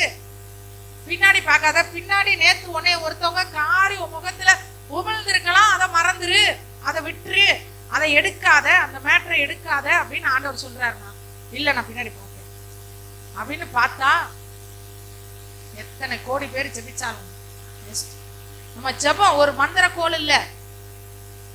ஜெபம் ஒரு மந்திரக்கோள் இல்ல. ஜெபிச்சா எல்லாம் நடக்கும். ஆனா ஜெபிச்சா நடக்கிறதற்கு ஏற்ற வாசல்களை, வழிகளை கர்த்தர் திறந்து கொடுப்பார். சம்பந்தப்பட்ட ஆள் அதை ஏற்றுக்கொள்ளும் போதுதான் நடக்கும். ஒரு பையன் சொன்னான், ஆண்டி எப்படி இருந்தாலும் என்னதான் எல்லாரும் ஜெபிச்சாலும் என்ன நடக்குமோ அதுதானே நடக்கும் அப்படின்னு. ஆமாப்பா, அப்படியே எல்லாரும் ஆத்துமாக்களுக்காக ஜெபிக்கிறாங்க, இவங்க ரட்சிக்கணும், அவங்க ரட்சிக்கணும். ஏன் ஜெபிக்கணும்? அதான் நம்ம சர்ச்சில் ஒரு பிரேயர். அந்த டைம்ல ஒரு சகோதரன் பேசிக்கிட்டு இருக்கும் போது கேட்டேன், ஏங்க நீங்க போய் ஆத்துமாக்களுக்காக, தேசத்துக்காக ஏங்க ஜெபம் வைக்கிறீங்க? நீங்க என்னதான் ஜெபிச்சாலும் தேவன் யாரை எவன் மேல் இரக்கமா இருக்க சித்தமா இருப்பாரோ அவன் மேல் இரக்கமா இருப்பாரு, எவன் மேல் கிருபையா இருக்க சித்தமா இருப்பாரோ அவன் மேல் கிருபையா இருப்பார். நான் சொன்னேன், எவன் மேல்? அப்ப ஒரு 1000 பேர் இருக்கான்னா 200 பேர் மேல இரக்கமா இருக்க சித்தமா இருக்காரு. 200 பேரை ரசித்துட்டாரு. 800 பேரை இரக்கமா இருக்க சித்தம் இல்ல, அதனால அவங்கள விட்டுட்டாரு. அவங்கள கொண்டுட்டு போய் நரகத்துல போட்டா அவர் நீதி உள்ள தேவனா அநீதி உள்ள தேவனா? நீங்களே சொல்லுங்க. அவரே படைச்சாராம், அவரே மக்களை உண்டாக்குனாராம், அவரே பூமியிலே குடியிருக்க செஞ்சிருக்காராம். கொஞ்சம் பேர் மேல மட்டும் இரக்கம் இருக்க சித்தமா இருந்து கொஞ்சம் பேர் மட்டும் வா வா வா வா வா அப்படின்னு கூப்பிட்டு சபைக்குள்ள வச்சுக்கிட்டாராம். மீதி பேர் மேல இரக்கமா இருக்க சித்தமா இல்லையா. அப்புறமா நியாய தீர்ப்பு நாள்ல அவங்கள கழுத்தை பிடிச்சு நரகத்துல தள்ளுறாராம். அப்ப அவர் என்ன ஆண்டவர்? அவரு நீதி உள்ளவரா? அப்படி செஞ்சா அவர் நீதி உள்ளவரா? கிடையாது தானே. அப்படி செஞ்சா அவர் நீதி உள்ளவர் இல்ல தானே. அப்படி மனச மயக்கி கர்த்தர் எல்லாத்தையும் இழுக்கிறதா இருந்தா உலகத்துல இருக்க எல்லாத்தையும் இழுக்க வேண்டியது தானே. ஏன் பாதி பேரை இழுத்து பாதி பேரை இழுக்காம இருக்கிறாரு? பூமியிலே மனிதனாய் பிறந்த எல்லாருக்கும் வாய்ப்பை கொடுக்காம ஆண்டவர் தண்டிக்கவே மாட்டார். இப்ப சொல்லலாம், அப்ப ரட்சிக்கப்பட்டவங்க இப்பதானங்க ரட்சிக்கப்பட்டவங்க இருக்காங்க. அப்பெல்லாம் யாருங்க இருந்தாங்க இயேசுவுக்கு பின்னாடி? ஆதாம்ல இருந்து மோசே வரைக்கும் உள்ள மனிதர்கள்ல எல்லாருமே மறிச்சிட்டாங்களா இல்லையா? மோசே காலத்துல இருக்கவங்க யாராவது உயிரோட இருக்காங்களா? யாராவது இருக்காங்களா? எல்லாருமே மறிச்சிட்டாங்க. அப்ப ஆபிரகாம் சாரி ஆதாம்ல இருந்து ஆபிரகாம் வரைக்கும், அதுக்கப்புறம் பாத்தீங்கன்னா இப்படி மோசே நியாயப்பிரமாணம் கொடுக்கறதுக்கு முன்னாடி வரைக்கும் நியாயப்பிரமாணம் இல்ல, மனசாட்சியை வைத்து கர்த்தர் நியாயம் தீர்ப்பார். எதை வச்சு? அதுக்கப்புறம் பாத்தீங்கன்னா அந்த நியாயப்பிரமாண காலம் அப்படியே கடைபிடிக்கப்பட்டு வந்திருக்கு. மனசாட்சியின் காலம், நியாயப்பிரமாணமே இல்ல, மோசே இல்ல, எதுவுமே இல்ல. அப்ப ஆண்டவர் ஆதாமுடைய வம்சம் எல்லாம் எல்லாமே என்ன செஞ்சிருக்கிறாங்க? மறிச்சிருக்கிறாங்க. அவங்கள எல்லாம் நியாய தீர்ப்பு நாள்ல எல்லாரையுமே எழுப்புவாரா இல்லையா? எல்லாருமே எழுப்புவார். நியாய தீர்ப்பு நாள்ல செத்தவங்க எல்லாம் எந்திரிச்சு வரணும். அப்ப அவங்களை எந்த பைபிளை வச்சு அவர் நியாயம் தீர்ப்பாருன்னா அவங்களோட பைபிள் மனசாட்சி. அந்த மனசாட்சிக்கு இப்ப ஆபேல காயின் கொன்னாரு. காயினை எந்த பைபிளை வச்சு மனசாட்சி ஆண்டவர் நியாயம் தீர்ப்பாரு? மனசாட்சி. உன் மனசாட்சிக்கு விரோதமா நீ என்ன பண்ண? ஆபேல கொன்ன. அதுக்கப்புறம் விருத்த சேதன உடன்படிக்கை, இது இஸ்ரவேலருக்கு மட்டும்தான், முழு உலகத்துக்கு இல்லை. ஆனாலும் இஸ்ரவேலர் மட்டும்தான் அப்ப ரொம்ப பெரிய அளவுல இருந்தாங்க. அதுக்கப்புறம் நியாயப்பிரமாணம், நியாயப்பிரமாணத்தை வச்சு ஆண்டவர் நியாயம் தீர்ப்பார். நியாயப்பிரமாணம் அப்படி சொல்லுது, நீ இப்படி செய்யல அப்படின்னு. இப்ப இந்த வேத வசனம் ரட்சிப்பின் செய்தி, இயேசுதான் ஆண்டவர் அப்படிங்கிற செய்திய கேட்காம ஒருவரும் மறிக்கல. எல்லாருக்கும் ஏதோ ஒரு வகையில இயேசுன்றது போயிடுச்சு. நீங்க சொல்லலாம், இல்லங்க எங்க அம்மாச்சி காலத்துல எல்லாம் அவங்களோட காலத்துல எல்லாம் யாருமே இல்லை. அப்படியெல்லாம் கிடையவே கிடையாது. ஏதோ ஒரு வழியில கர்த்தர் சந்திச்சிருப்பார், ஏதோ ஒரு மனிதர் மூலமா சந்திச்சிருப்பார், எங்கிட்டோ ஒரு வழியில அவங்களுக்கு ஒரு வாய்ப்பு கிடைச்சிருக்கும். அவர் அநீதி உள்ள தேவன் அல்ல. ஒரு மனிதனை நித்திய நரக ஆக்கினைக்கு அவர் உட்படுத்துகிறதுல அவ்வளவு சீக்கிரம் அவர் செய்ய மாட்டார். பல காரியங்கள் வச்சிருப்பார். எங்கெங்க வாய்ப்பு கொடுத்தன்றது அவருக்கு தான் தெரியும். வாய்ப்பை பயன்படுத்தல, நீதியாய் நடக்கிறத விட்டாங்க, கொலை பாதகத்தை செய்தது, சூனியம் வச்சது, இந்த மாதிரி காரியங்கள்லாம் நிறைய இருக்கும். மண்ணள்ளி வச்சது, மண்ணவாரி இறைச்சது. இயேசு வாய்ப்பு கொடுக்காம யாரையும் தண்டிக்க மாட்டாங்க. நாம ஜெபிக்கும் போது, நாம ஜெபிக்கிறோம்னா வாய்ப்பை தான் ஆண்டவர் கொடுத்தாரு. அப்படித்தானே வந்தோம். ஆனா சத்திய வசனத்தை கேட்கும் போது இருதயத்தை திறந்து கொடுத்த தேவனை வணங்குகிற லீதியாளுடைய இருதயமே கர்த்தர் திறந்தார். அதையும் சொல்லுவாங்க, கர்த்தர் தானங்க இருதயத்தை திறக்கணும். லீதியால் உட்காரணுங்க. உட்கார்றது லீதியாலோட வேலை, இருதயத்தை திறக்கிறது கர்த்தர் வேலை. உட்கார்றதையே கர்த்தர் அப்படியே மாயாஜாலம் பண்றவர் அல்ல ஆண்டவர். மாய்மாலம் பண்றவர் அல்ல. இந்த சிஸ்டத்துல எப்படி ரட்சிப்புன்ற பட்டனை தட்டணும், எல்லாம் டக்கு டக்கு டக்கு டக்கு டக்குன்னு ஞானஸ்தான தொட்டிக்குள்ள குதிக்க மாட்டாங்க. உள்ள வாணுவர் தேவனை வணங்குகிற அந்த நாட்கள்ல தேவனை வணங்குறவங்க முதல்ல இந்த மாதிரி சுவிசேஷ கூடத்துக்கு போக மாட்டாங்க. போனா அது தேவனுக்கு செய்கிற துரோகம். யெகோவா தேவனை வணங்குகிறவர்கள், அவரை பின்பற்றுகிறவர்கள், அவர் வழியில நடக்கிறவங்க இந்த மாதிரி பவுல் இப்படிப்பட்ட அப்போஸ்தலர்கள் சீஷர்கள் நின்று ரோட்டுக்கு ரோடு நின்னுக்கிட்டு இயேசு ஆண்டவர்னு தான் கண்ணு பார்க்க ஒரு மனிதனாய் பிறந்து ஒரு மனிதனாய் வாழ்ந்து மனிதனாய் மரித்த ஒரு மனுஷனை பத்தி பேசிக்கிட்டு இருக்கிற இடத்துல போய் உட்கார கூடாது. அப்படி உட்கார்ந்தா அது சாவான பாவம். தேவனை வணங்குகிறவர்களுக்கு சாவான பாவமா இருந்தாலும் பரவாயில்ல, நான் போவேன்னு அந்த லீதியால் வந்தனாலதான் இருதயத்தை கர்த்தர் திறந்தார். லீதியால் வீட்டுக்குள்ள உட்காந்துக்கிட்டு நான் வரமாட்டேன் அப்படின்றப்ப ஆண்டவர் லீதியாளுடைய மனதை மயக்கி லீதியாலை ஏமாற்றி அப்படியே மெஸ்மரிசம் பண்ணி அப்படியே தன்னறியாம வந்து அப்படியெல்லாம் உட்கார வச்சு அப்படி கொடுத்தா ஒருத்தருக்கு அப்படி கொடுத்தா 1000 ஆத்துமாக்கள் தேவனிடத்தில் வழக்காடுவார்கள். வழக்காடுவாங்களா இல்லையா? ஒருத்தரை செஞ்சா மீதி பேர் கேட்பாங்க, ஏன் ஆண்டவரே அவன் ஒண்ணுமே செய்யாம இருக்கும், அவனை மயக்கி இயக்கி என்னென்னமா பண்ணி கொண்டு வந்தீங்களே, ஏன் என் குடும்பத்துக்கு நீங்க செய்யல? அப்படி ஏன் அண்ணனுக்கு அப்படி செஞ்சிருந்தா என் அண்ணன் ரசிக்கப்பட்டிருப்பானே, என் தாத்தாவுக்கு நீங்க அப்படி செஞ்சிருந்தா என் தாத்தா ரசிக்கப்பட்டிருப்பாரு, என் தாத்தாவுக்கு செய்யல, ஏன் பிரியாவோட தாத்தாவுக்கு செஞ்சீங்க? அப்ப கர்த்தர் எங்க போய் முஞ்ச வச்சுக்குவாரு? என்ன பதில் சொல்லுவாரு? ஆண்டவர் என்ன பதில் சொல்லுவாரு? ஆண்டவர் அந்த இடத்துல குற்றவாளியா தானே நிற்பாரு. அவரை நம்புகிற ஒருவன் மேல குற்றம் சுமராதுன்னா அவர் மேல குற்றம் சுமரவே சுமராது. அவர் நீதி உள்ள தேவன். அவர் நீதி உள்ள தேவன். அவர் மனிதனுடைய இருதயத்தின் நினைவுகளின் தோற்றத்தை அறிகிறவர். நினைவுகளை மட்டும் இல்ல, அந்த நினைவுகளுக்கு என்ன வடிவம் இருக்கும் அந்த வடிவத்தை கூட பார்க்கிறவர். அவர் வாய்ப்பு கொடுப்பார். ஒரு மனிதனோட ஜபத்தை கேட்டு இன்னொரு மனிதனுக்கு வாய்ப்பு கொடுப்பார்.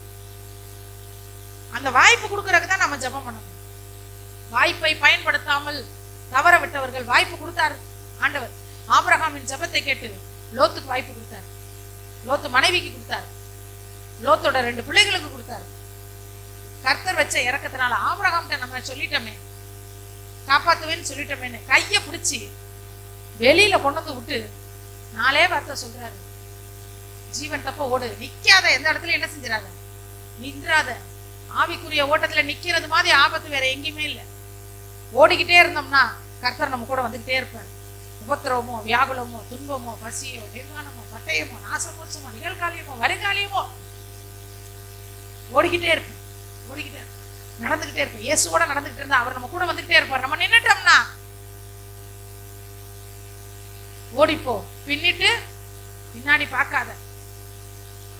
என்ன சொன்னாலும் ஆமா நான் அப்படிதான் பார்ப்பேன், அவங்க மட்டும் செஞ்சாங்கல்ல, அவங்க மட்டும் பண்ணாங்கல்ல, நான் அப்படிதான் பண்ணுவேன், அவங்க பண்றாங்க, அவங்களும் அந்த பைபிள் தானே படிக்கிறாங்க, அப்ப பண்ணு போ, அவ்வளவுதான். இந்த சமபூமியில் எங்கும் நில்லாதே, நிக்காதன்றார் ஆண்டவர். நிக்காதன்ற நிக்கிறது பெரிய பாவம். நிக்காத, நீ அழியாதபடிக்கு மலைக்கு ஓடித்தோ சொல்லி கொண்டு வந்து விட்டுட்டு போனா இந்த ஒரு அம்மா என்ன பண்ணிடுச்சு, திரும்பிடுச்சு. பின்னாடி திரும்பாதான்னு சொன்னா திரும்பாம தானே போகணும். இதை கூட செய்ய முடியாது. நம்ம ஆண்டவர் நம்மளை பெருசு பெருசா ஏதாவது செய்ய சொல்றாரா? ஒரு 20 கிலோ கல்ல டெய்லி 10 வாட்டி தூக்கி தூக்கி இறக்கிட்டு வை, அப்பதான் உனக்கு பரலோகம்னா 10 வாட்டி இல்லை 20 வாட்டி தூக்குவோம். இங்க இருந்து ஒரு 50 கிலோமீட்டருக்கு போய் ஒரு நாள் விட்டு ஒரு நாள் விலக்கேத்திப்பா அப்படின்னா போய் செய்வோம். எப்படியாவது நான் பாவம் மன்னிக்கப்படணும். இவர் கொஞ்சம் நம்மள லூசா விடுறாரு பார்த்தீங்களா? அதெல்லாம் நீ ஒன்னும் செய்ய வேணாம், இருக்கிற இடத்துல இருந்து என்னை நோக்கி கூப்பிடு, என்னை நோக்கி கூப்பிடு, நான் உனக்கு உத்தரவு கொடுத்து நீ அறியாததும் உனக்கு எட்டாததுமான பெரிய காரியங்களை உனக்கு அறிவிப்பேன்றல்ல. அப்ப நமக்கு இலக்காரமா தான் தெரியும். நமக்கு இல்ல, ரட்சிக்கப்படாதவர்களுக்கு, சுவிசேஷத்தை கேட்டு கீழ்ப்படியாதவர்களுக்கு அது என்ன செய்யும்?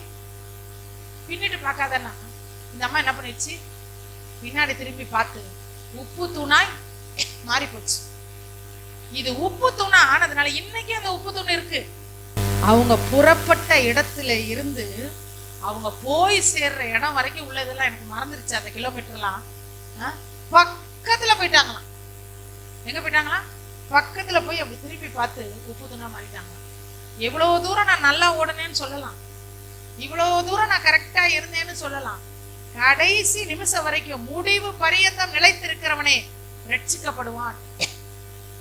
கடைசியில திரும்பினோம்னா எத்தனையோ பேரை பத்தி பார்த்திருக்கோம். இந்த குறுகின நாட்களுக்குள்ள நிறைய பேரை பார்த்திருக்கோம். நல்லா ஓடி இருப்பாங்க. கடைசி மறிக்கிறதுக்கு ஒரு 3 மாசத்துக்கு முன்னாடி பின்னாடி திரும்பி பார்த்து பந்தய பொருளை இழந்து போனவங்க இருக்காங்க. எத்தனையோ பேரை இது நமக்கு திரும்பி பார்த்தவங்களை பத்தி வேணாம். நாம தொடர்ந்து ஓடுவோம். நாம கர்த்தருக்காக ஓடுவோம். கர்த்தர் நம்மை ஆசீர்வதிக்கிற தேவன். அவர் நமக்கு நித்திய ஜீவனை கொடுக்கிற தேவன். நித்திய ஜீவனுக்காக நம்ம ஓடும்போது உலக காரியங்கள்லாம் நமக்கு பின்னாடி வரும். முதலாவது தேவனுடைய ராஜ்யத்தை அவருடைய நீதியை தேடுங்கள், அப்பொழுது இவைகள் எல்லாம் உங்களுக்கு. அந்த ஒரு அம்மா தானே உப்பு தூணா மாறிச்சு. பிள்ளைங்க என்ன ஆச்சு பாத்தீங்களா? பிள்ளைங்களோட வாழ்க்கை பைபிள் படிச்சவங்களுக்கு தெரியும். அதை நான் சொல்ல விரும்பல. பிள்ளைகளுடைய வாழ்க்கை ரொம்ப மோசமாச்சு. ஏன்னா இந்த சோதோமின் அந்த ஆவி அவங்கள விட்டு போகல. அவங்க உடம்பு தான் வெளியே வந்துச்சு. அது எப்படிங்க? ஒரு என்னதான் அந்த ஊர்ல ஆம்பளை ஒருத்தர் கூட இல்லாம இருக்கட்டுமே, ஒரு வயசுக்கு வந்த ஒரு பிள்ளைங்களுக்கு ஆம்பளையே இல்ல நம்ம அப்பாவை கல்யாணம் பண்ணிக்கலாம்னு எந்த பிள்ளை யோசிக்கும்? ஆம்பளே இல்ல, ஒருத்தருமே இல்லைன்னு வச்சுக்கோங்க. எப்படி ஒரு பிள்ளைக்கு அப்படி ஒரு யோசனை வரும்? அப்படியே ஒரு ஆம்பளை கூட இல்லாம இருப்பாங்க? அந்த ஊர்லதான் இருந்திருக்காங்கல்ல ஆம்பளை. ஏன் தெரியுமா? அந்த ஊர்ல உள்ள ஆம்பளைங்க எல்லாம் ஆம்பளை தான் கல்யாணம் பண்ணுவாங்க, பொம்பளை கல்யாணம் பண்ண மாட்டாங்க. அப்படிப்பட்ட ஊர் அது.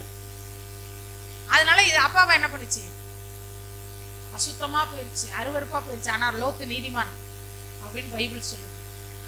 நீதிமானே ரட்சிக்கப்படுவது அரிதானால் பக்தி இல்லாதவர்களும் பாவிகளும் எங்கே போவார்கள்? நம்ம சந்ததி நல்லா இருக்கணும்னா நம்ம திரும்பி பார்க்க கூடாது. போயாம பின்னாடி பின்னாடி பார்த்துக்கிட்டு அவன் அப்படி பண்ணா, இவன் இப்படி பண்ணா, அதை பண்ணா, இதை பண்ணா, அதெல்லாம் என் மனசுலயே இருக்கு, நான் மறக்கல கிறக்கலன்னா அப்ப நீ உன்னுடைய சந்ததிக்கு சொத்து சேர்த்து வைக்கிற. லோத்து மனைவி மாதிரி சொத்தை, தேவையில்லாத சொத்து மறக்கன்னா மறந்துடணும். வேணாம் என்ன அப்படிதான் என்ன, அவங்க அடிச்சாதான் என்ன, நம்ம பதிலுக்கு அடிக்காம விட்டுருவோம். விட்டுட்டா என்ன நம்ம கௌரவம் போயிருமா? வார்த்தை போரில் தோற்றுப்போ, வாழ்க்கை போரில் வெற்றி அடைவார். இதை சொன்னது யார் அப்படின்னா நான் தான். வார்த்தை போரில் யாராவது சண்டை போடுறாங்க, வாக்குவாதம், பதிலுக்கு பதில் பதிலுக்கு பதில் சண்டை போட்டுட்டே இருங்கன்னா தோத்துருங்க, முடிவு பண்ணி தோத்துருங்க. பாபி வந்து கூட கூட கூட பயங்கரமா நம்ம கிட்ட பிரச்சனை. சிஸ்டர் நீங்க சொன்ன தப்பு சிஸ்டர், அவங்களுக்கு என்ன தெரியும், நீங்க மட்டும் கரெக்டா அப்படின்னா என்ன, நீங்க என்கிட்ட பாத்தீங்க, நீ என்ன என்கிட்ட பார்த்த. ஆரம்பிக்கும் போதே தோத்துருவோம். ஆண்டவரே, நான் இந்த வேளையிலே பாபிக்கு எனக்கும் இருக்கிற வார்த்தை போரில் நான் தோல்வியை இயேசுவின் நாமத்தில் நான் பெற்றுக்கொள்றேன். வார்த்தை போரில் தோற்க தோற்க தோற்க வாழ்க்கையில வெற்றி மேல வெற்றி கிடைக்கும். வார்த்தை போரில் நம்ம ஜெயிச்சிட்டோம்னு வச்சுக்கோங்க, கடைசியில போகும்போது பாபி சாரி சொல்லிட்டு போகுது. சரிங்க சார், விடுங்க சார், சாரி சார், நீங்க சொல்றதா சாரி சார் கரெக்ட் அப்படின்னு சொல்லிட்டு போயிட்டா உண்மையாகவே நான் தோற்று போயிட்டேன்னு அர்த்தம். அல்லேலூயா. பின்னிட்டு பார்க்க கூடாது, பின்னாடி பார்க்காதீங்க. நீங்க வந்த இன்னைக்கு ஃபுல்லாவே காலையில இருந்து மெசேஜே என்னதான் பின்னிட்டு பார்க்கறது. ஒரு வசனத்தை வாசிக்கலாம். அப்போஸ்தலர் 7:39. தங்கள் இருதயங்களில் எகிப்துக்கு திரும்பி, எகிப்துல இருந்து வந்துட்டாங்க எல்லாருமே. பாருங்களேன், எகிப்துல இருந்து வெளியே கூட்டிட்டு வந்தவர் யார்? யார் கூப்பிட்டு வந்தார்? கர்த்தர் தானே கூப்பிட்டு வந்தார். இவர்களுடைய ஆலோட்டிகள் நிமித்தம் இவர்கள் இடுகிற பெருமூச்சை கேட்கிறார். ஆபிரகாமோடு செஞ்ச உடன்படிக்கையை நினைவு கூறுவார். உன்னுடைய சந்ததி இத்தனை வருஷத்துல என்ன செய்யும்? வெளியே வந்துடுறோம். அப்ப உடன்படிக்கையே யோசிக்கிறார், வெளியே கொண்டு வரணும்னு. அடுத்து பெருமூச்சை கேட்கிறார். அவர்கள் வேதனைகளை அறிஞ்சு விடுவிக்க நான் இறங்கினேன்னு இறங்கிட்டார். அவரே தப்புக்கிட்டீங்க இறங்கி வந்து என்னென்னமோ பண்றாரு. அப்பா அவ்வளோ 10 விதமான வாதைகளை அனுப்புறாரு எதிரிக்கு. எதிரியை அடிச்சு துவைச்சு கொண்டு வந்து வெளியில கொண்டு வந்து விட்டதுக்கு அப்புறம் வெளியே வந்துட்டாங்க. எகிப்துல இருந்து எங்க வந்துட்டாங்க? பஸ்காவை புசித்த அன்றைய தினமே எகிப்துல இருந்து வெளியே வந்துட்டாங்க. ஆனால் அவர்கள் தங்கள் இருதயங்களில் எகிப்துக்கு திரும்பினார்கள். உடம்பு எகிப்தை விட்டு வெளியே வந்துச்சு, மனசு எகிப்துக்கு போச்சு. நம்ம மனசு எங்க இருக்கு? மனசு இயேசுகிட்ட இருக்கா? மனசு எகிப்துல இருக்கா? கையில பைபிள், மனசுக்குள்ள எகிப்து. முழங்கால் போட்டு ஜெபம் பண்றோம், ஆனா இருதயத்துல எங்க போறோம்? எகிப்துக்கு திரும்பினார்கள். அவர்கள் எகிப்துக்கு திரும்புறதுக்கு காரணம் என்ன தெரியுமா? கீழ்ப்படிய மனதா இராமல். அவங்களுக்கு வேற வேலை இல்லைங்க, அப்படிதாங்க சொல்லிக்கிட்டே இருப்பாங்க, வேற வேலை இல்லைங்க. ஒரு அம்மா சொன்னிச்சான், நான் அடிக்கடி சொல்லுவேன், இந்த உஷா அப்படியே தான் சொல்லிக்கிட்டு இருக்கோம், அந்த காதில் வாங்கி அந்த காதில் விட்டுருங்க அப்படின்னு இன்னொருத்தருக்கு ஆலோசனை சொல்லி அவங்க என்ன செய்ய முடியல. இன்னைக்கு வரைக்கும் அவங்க சத்தியத்துக்கு கீழ்ப்படியல. இன்னைக்கு வரைக்கும் இயேசுவை அவங்க ஏற்றுக்கொள்ளவே இல்லை. கீழ்ப்படியணும்னு தன்னை அவங்க என்ன செய்யல, அர்ப்பணிக்கல. ஆண்டவரே இறங்கி வந்து எகிப்தை விட்டு வெளியே கொண்டு வந்தாலும் அவங்க மனசு எகிப்துக்கு திரும்பி போயிடுச்சு. அதனால அவங்களால கானானை என்ன செய்ய முடியல, சுதந்திரிக்க முடியல. சர்ச்சுக்கு வந்துட்டோம், ஞானஸ்தானம் எடுத்துட்டோம்னு இல்லை, கர்த்தருடைய வார்த்தைக்கு கீழ்ப்படி. நம்ம சொல்லலாம், நீங்க சொல்றீங்க அவங்கெல்லாம் பாருங்க அப்படி இருக்காங்க, இவங்கெல்லாம் பாருங்க அப்படி இருக்காங்க, இவங்கெல்லாம் ரசிக்கப்பட்டவங்க, இவங்கெல்லாம் ஏங்க அப்படி பண்றாங்க, அப்ப நான் மட்டும் எப்படிங்க? அதனாலதான் ஆண்டவர் பேதுருவை பார்த்து கேட்டாரு, பேதுருவே இவர்களிலும் நீ என்னில் அன்பா இருக்கியா? அவங்க எப்படி வேணாலும் இருந்துட்டு போட்டோம், நீ என்னை நேசி, நான் உன்னை தேடி வந்தேன்ல, உனக்காக நான் ரத்தம் சிந்தினேன்ல. அவங்களா உனக்கு ரத்தம் சிந்தினாங்க? உன் வீட்டுக்காரர் ரத்தம் சிந்தினாங்களா? உங்க மனைவி ரத்தம் சிந்தினாங்களா? உன் மாமியார் ரத்தம் சிந்தினாங்களா? உன் மாமனார் ரத்தம் சிந்தினாங்களா? யாரும் இல்ல. அவங்களுக்காக நீயே என்ன மறுதளிக்கிற? உன்னை நான் நேசிக்கிறேன், உனக்காக நான் ரத்தம் சிந்தினேன். உன் சந்ததி சந்ததியா 1000 தலைமுறைக்கு உன்னை நான் ஆசீர்வாதமா வைப்பேன். நீ எனக்காக என் வசனத்தை நீ என்ன செய், கை கொண்டு. மற்றவங்களை பார்க்காது. மனுஷனை பார்க்கிறவங்க என்ன செஞ்சிருவாங்க, விழுந்து போயிருவாங்க. கர்த்தரை என்ன செய்யணுமா நாம பார்க்கணும். இருதயத்தில் எகிப்துக்கு என்ன செஞ்சாங்களாம், திரும்பினார். இதுக்கு நல்ல ஒரு உதாரணம் யாரு அப்படின்னா சாலமோன். தாவீது செய்யாத ஜபமா சாலமோனுக்கு? இப்படி தாவீது நல்ல ஒரு தகப்பன். அந்த தகப்பனுடைய ஜபத்தை கேட்டு ஆண்டவர் என்ன செய்யற, அந்த சாலமோனுக்கு ராஜ்யபாரத்தை சாலமோனுக்கு கொடுக்குறார்.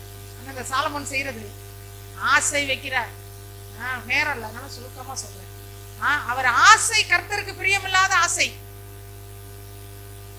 ஒரு நமக்கு வர்ற ஆசை கூட ஆண்டவருக்கு பிரியமா இருக்கு. ஆசை வைக்கிறார், ஐக்கியம் கொள்கிறார். ஐக்கியம், நம்முடைய ஐக்கியம் பிதாவோடும் நம்முடைய குமாரனோடு இருக்கணும். ஐக்கியம் கொள்கிறார். ஐக்கியம்னா என்ன? ஐக்கியம்னா ஒன்னே அப்பனா வச்சுக்கப்படாதவங்க கூட பேசக்கூடாதா, வச்சுக்கப்படாதவங்க கூட பழகக்கூடாது, அப்படி கிடையாது. எல்லாருமே ஆண்டவர் அன்பு செலுத்துகிறவர். அவங்க இந்துவோ, அவங்க முஸ்லீமோ, அவங்க கிறிஸ்டினோ, எல்லாரையும் நம்ம நேசிக்கணும், எல்லாரையும் அன்பு செய்யணும், எல்லார்ட்டையும் அன்பா பழகணும். ஐக்கியம் அப்படின்றது இருதயத்தை திறந்து உள்ள இருக்கிறதெல்லாம் எடுத்து சொல்றதுக்கு பேர் தான் ஐக்கியம். ரட்சிக்கப்படாதவங்க முன்னாடி இருதயத்தை திறக்கக்கூடாது. ரட்சிக்கப்படாதவங்களுக்கு முன்னாடி இருதயத்தை திறந்து இயேசுவை மட்டும் கொடுங்க. ஏன் அப்படி சொல்றோம்னா, அவங்க கர்த்தர் பக்கம் வர்றது ரொம்ப கஷ்டமா போயிடும். அதுக்காக தான் சொல்றது, இருதயத்தை யார் முன்னாடி திறக்கணும், கர்த்தருக்கு முன்னாடி திறக்கணும். சரி, ஐக்கியம். அதுக்கப்புறம் சாலமோன் என்ன செய்யறாரு, வழுவி போறாரு, வழுக்குது. பழமொழி சொல்லுவாங்க, வேணாம். சாலமோன் என்ன செய்யறாரா, வழுக்குது. அந்த வழுக்கு வரும்போதே வழுக்கி விட்டுட்டு திருப்பி ஸ்டடி பண்ணிக்குவோம். திருப்பி வழுக்கி விட்டுட்டு திருப்பி, அப்போ ஒரு தடவை 2 தடவை வழுக்கும் போதே தெரிஞ்சுக்கணும், இந்த ரூட்டு சரியில்லை, இது நம்மளை அடிக்கடி கீழே தள்ளுது அப்படின்னு. சாலமோன் வழுவி போகும்போது அவருக்கு என்ன இல்லை, அடுத்தது சாய பண்ணினார்கள். அந்த பெண்கள் என்ன செஞ்சாங்க, சாயிறாரு. அப்புறம் அந்நிய தேவர்களை பின்பற்றுகிறார். அதுக்கப்புறம் அவங்களுக்கு கோயில் கட்டிட்டார். அல்லேலூயா. யாரு? சாலமோன். சாலமோனுக்கு ஞானம் எங்க இருந்து வந்துச்சு? சாலமோனை போல ஞானம், சாலமோனை போல ஞானமே இருந்தாலும் மனச கர்த்தருக்கு நேரம் ஆக்கலன்னா ஞானம் ஒன்னத்துக்கு உதவாது. செத்த ஈக்கள் தைலக்காரனுடைய பரிமள தைலத்தை நாரி கெட்டு போக பண்ணும். ஞானத்திலும் கணத்திலும் பேர் பெற்றவன், கர்த்தர் அருளின விசேஷித்த ஞானத்தை பெற்றவன், அவனுடைய ஞானத்துக்குள்ள செத்து போன ஒரு ஈ விழுந்துருச்சு. அதனால அவன் நாரி போனான், நாற்றம் எடுத்து போனான். ஆஸ்தியிலே அவனை போல ஒருவனும் இல்லை, அழகிலே அவனை போல ஒருவனும் இல்லை, அறிவிலே அவனை போல ஒருவனும் இல்லை. அவனுக்கு ஒரு நாள் சாப்பாட்டு செலவு என்னன்னு ஒரு நாள் மெசேஜ்ல பார்த்தோம். அவன்கிட்ட வேலை செய்யற வேலைக்காரர்கள் உடுத்துற ட்ரெஸ்ஸே எல்லாரும் பார்த்து ஆசைப்படுற மாதிரி இருக்குமா அப்படி ட்ரெஸ் எல்லாம் இருந்தும், இவர் வந்தப்போ ஒரு பாட்டு பண்ணார்ல, எல்லாமே இருந்தும் நீரில்லை என்றால் பயணம் நிறைவாகுமா. எல்லாம் இருந்துச்சு, ஞானம் இருந்துச்சு, பணம் இருந்துச்சு, அழகு இருந்துச்சு, அந்தஸ்து இருந்துச்சு, அரண்மனை இருந்துச்சு, சர்ச்சு கட்டணும்ன்ற பெருமை இருந்துச்சு. சர்ச்சு எந்த கையில கட்டினாரோ அதே கையில கோயிலும் கட்டினார். அல்லேலூயா. இருதயத்தை திறக்கணும். ஆனா இந்த சாலமோனுக்கும் ஆண்டவர் வாய்ப்பு கொடுத்தாரு. சொப்பனத்துல தோன்றினாரு, ஏய் நீ போற போக்கு சரியில்லை, ஒழுங்கா என்ன பண்ண திருந்தி இருந்தாரா. அவர் என்ன செய்யல, சட்டம் பண்ணல. ஏன்னா அவருடைய மனசு நிறைய எதுல நிரம்பிடுச்சு, இச்சையில நிரம்பிடுச்சு. யாரை அவர் பின்பற்றினார்னு போட்டிருக்கு வசனம். 2 ராஜாக்கள் 11வது அதிகாரம் அதுல இருக்கும் பாருங்க, பின்பற்றினா.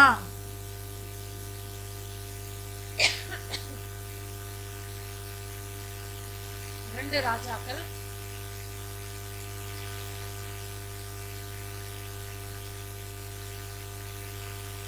2 ராஜாக்களா 1 ராஜாக்களா 11வது அதிகாரம்.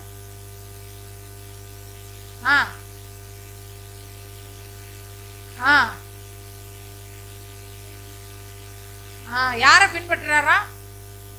ஆண்டவர் சொல்றாரு, என்னை பின்பற்றி வா. சாலமோன் ஞானத்திலும் கனத்திலும் பேர் பெற்ற ஒரு ராஜகுமாரன்.